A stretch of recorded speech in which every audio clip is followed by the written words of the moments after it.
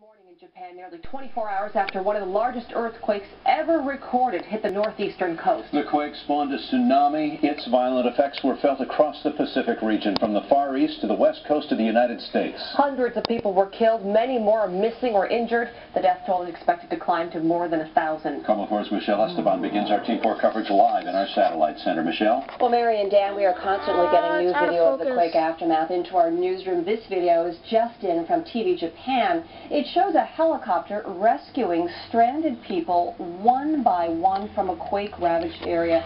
The rescue operation has been going on for some time now. Giant waves carried away houses, zoomed in the picture. Planes.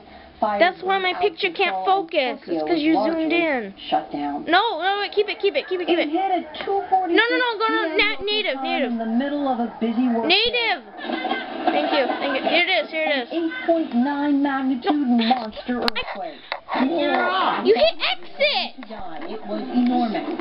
This earthquake is the fifth largest earthquake to be recorded since the beginning of the 20th century. This was in a local government office in the city of Sendai, not far from the epicenter. This was a local air terminal where the ceiling collapsed. Hundreds of miles away in Tokyo, entire blocks of residents were trapped. As the city shook, this British man described the horror. I could possibly die now. I mean, this is, I don't know if I can get down the stairs in time to reach the bottom floor. For those living by the coast, the worst was yet to come. A 23-foot tsunami triggered by the quake. Hundreds, perhaps thousands, have been killed. Boats and shipping containers broke away as if they were toys. Whole buildings collapsed. In Miyako, the entire port was underwater. Cars, even houses, were swept away. Further inland, this black wall of water, thick with debris, was unstoppable. This oil refinery in Japan exploded and power was cut to the Fukushima nuclear power plant. The U.S. is sending help as generators intended to provide backup to the plant's cooling system failed. The fifth largest earthquake since the beginning of the 20th century, and the damage isn't over yet. There are reports that radiation levels are now more than 8 times normal at a monitoring post near the nuclear power plant's main gate. The Prime Minister says he will board a helicopter to inspect the plant and the rest of the affected region from a helicopter. In the Satellite Center, I'm Michelle Esteban. Dan? Thank you, Michelle. We want to give you some perspective now on just how powerful this earthquake was. It's the largest quake ever recorded in Japan and the 5th strongest in the world since 1900. The energy released by the quake was the equivalent of all the energy used across the United States in an entire month. It was so strong, it moved the island of Honshu 8 feet to the east and sped up the Earth's rotation by nearly 2 millionths of a second. Compared to the 2001 Nisqually earthquake in our area that measured magnitude 6.8, the Japan quake was more than 100 times stronger. Compared to Seattle. It's a time of frustration for Washington residents desperately trying to reach family and friends in Japan. KOMO 4's John Flick is live in downtown Seattle with how they are getting through. John? Well, Mary, I'm down here near the Japanese consulate, and they've taken a lot of calls today from people trying to find their families and friends. And so now they are taking out names and information, and I'll send that information to the Ministry of Foreign Affairs in Tokyo to try to get information on the missing. It has been a tough day for those trying to make contact. An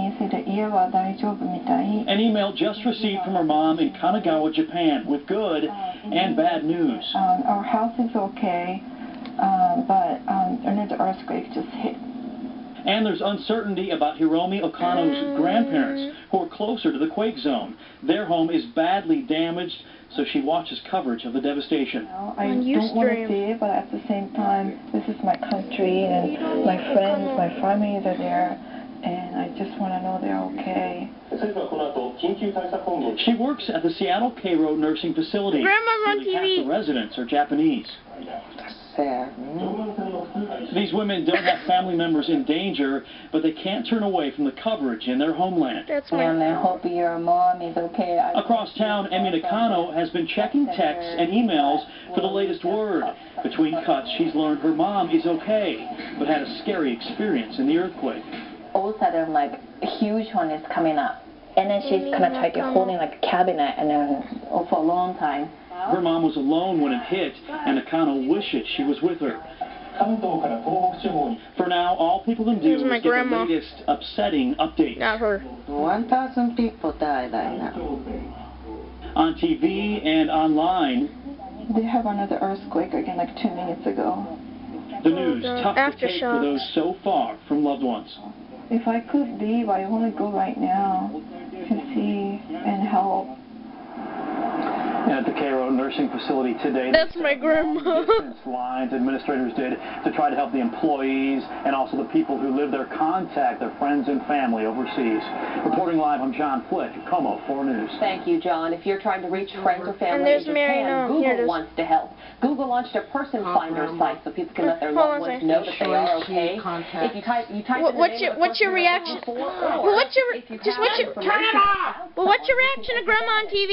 We've linked the site to ours. Go to KOMOnews.com and click on KOMO 4 TV. We're hearing personal stories of fear and panic from survivors. We Skyped with Washington native Matt Churchill.